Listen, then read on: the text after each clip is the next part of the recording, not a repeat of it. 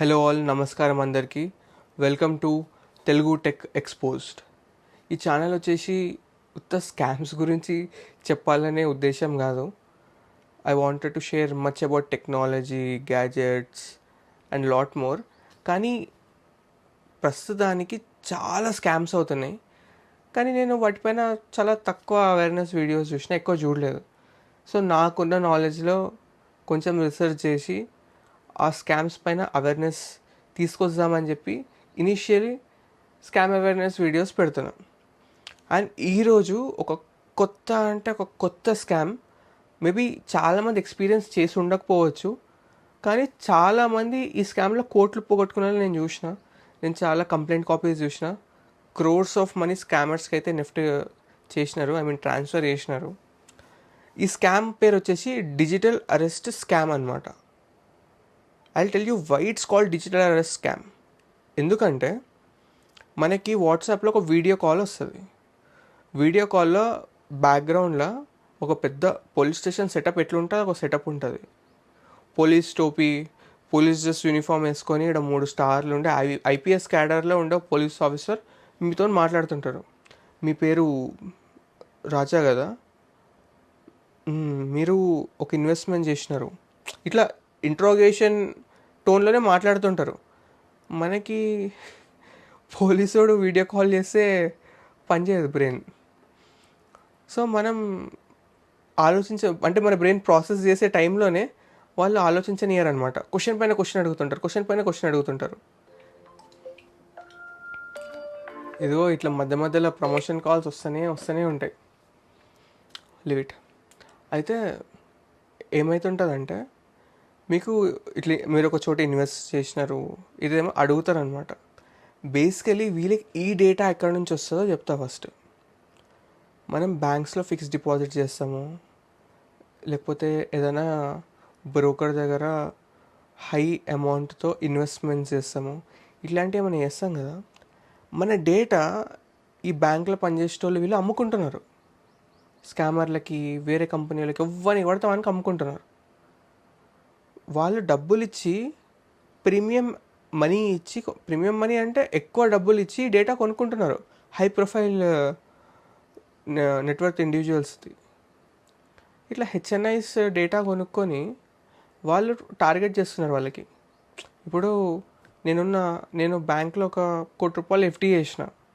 నేను ఎఫ్డీ చేసిన విషయం నాకు తెలుసు, బ్యాంకోనికి తెలుసు. స్కామర్ గానికి ఎట్లా తెలుసు? ఈ డేటా ఈ బ్యాంకోన్లో పనిచేసేటోడు ఎవడో స్కామర్లకు అమ్ముతున్నారు.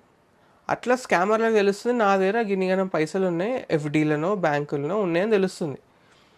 సో ఇట్లా డిజిటల్ అరెస్ట్ అంటే వాట్సాప్లో కాల్ చేసి మనల్ని అరెస్ట్ చేస్తున్నట్టు చేస్తుంది కాబట్టి దీన్ని డిజిటల్ అరెస్ట్ స్కామ్ అన్నారు.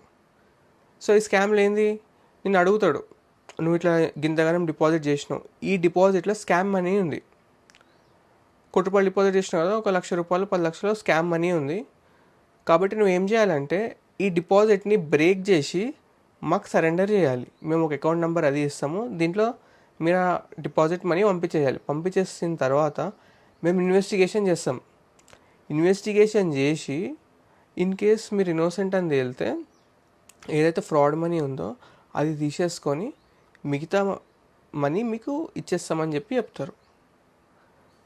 కానీ అసలు ఇది మొత్తం జరుగుతుండే టైంలో మిమ్మల్ని ఆలోచించనియరు. మీరు ఆలోచిస్తుంటే మిమ్మల్ని క్వశ్చన్లు అడుగుతుంటారు, భయపెడుతుంటారు. మీకు ఈ ఆఫర్ ఇచ్చే ముందు కొంచెం భయపెడతారనమాట. మేము ఇంటికి వచ్చి అరెస్ట్ చేస్తాం అది అని. లేదు సార్ నాకేం తెలియదు, నేను అమాయకుని అది ఇది అని చెప్పిన తర్వాత మీకు ఈ ఆఫర్ ఇస్తారు, మీరు ఈ అమౌంట్ మాకు సరెండర్ చేసేస్తే మిమ్మల్ని అరెస్ట్ చేయము, ఎందుకు మీరు జెన్యూన్ లాగా అనిపిస్తున్నారు కాబట్టి మిమ్మల్ని నేను నమ్ముతా అని మనకేదో ఫేవర్ చేస్తున్నట్టు చేస్తాడు. అప్పుడు ఒక అకౌంట్ డీటెయిల్స్ ఇస్తారు. వాళ్ళని నమ్మి మనం ఆ అకౌంట్లోకి ఈ మనీ పంపిస్తే అంతే, ఇక పైసలు తీసుకుపోయి మంటలు వేసినట్టే ఉంటుంది. ఆ తర్వాత పోయి ఏ సైబర్లలో కంప్లైంట్ చేసినా అని కూడా ఆ అమౌంట్లో అసలు ఏ శాతం మేరకు రికవర్ చేస్తారో ఇక దేవునికే తెలవాలి, ఆ సైబర్ వాళ్ళకే తెలవాలి. అంటే రికవరీ కష్టం. ఇక్కడ ఒక్కసారి మనీ స్కామ్ అయిపోయిన తర్వాత రికవరీ చాలా కష్టం. ఎందుకంటే ఈ స్కామర్లు కూడా ఆ మనీని కన్వర్ట్ చేసేస్తారు. అవి మోస్ట్లీ రెంటెడ్ అకౌంట్స్ ఉంటాయి. వేరే వాళ్ళకి పైసలు ఇచ్చి వాళ్ళ బ్యాంక్ అకౌంట్లు కొనుక్కుంటారు. పైసలు పడంగానే దాంట్లోకి తీసేస్తారు. మళ్ళీ వేరే కొత్త అకౌంట్లు కొనుక్కొని దాంట్లో వేస్తుంటారు. కాబట్టి వీటి నుంచి జాగ్రత్త పడడం ఒకటే. Prevention is better than cure అంటారు కదా. జాగ్రత్త పడడమే కాపాడుకోగలుగుతాం.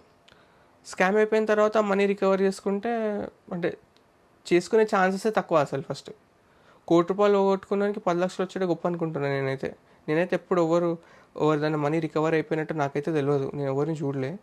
మేబీ ఎవరికైనా జరిగి ఉండొచ్చు. లక్కీ పీపుల్ ఉంటారు కదా. సో ఇలాంటి స్కామ్స్ నుంచి జాగ్రత్త పడండి.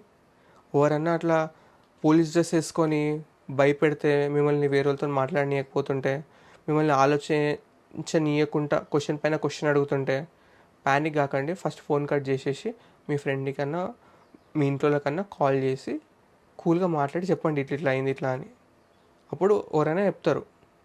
ఇలాంటి ఎక్స్పీరియన్సెస్ మీకు ఏమైనా అయితే కామెంట్ చేయండి. ఇలాంటి వాటి గురించి ఇంకేమైనా ఇన్ఫర్మేషన్ కావాలనుకున్నా కామెంట్ చేయండి. Thank you.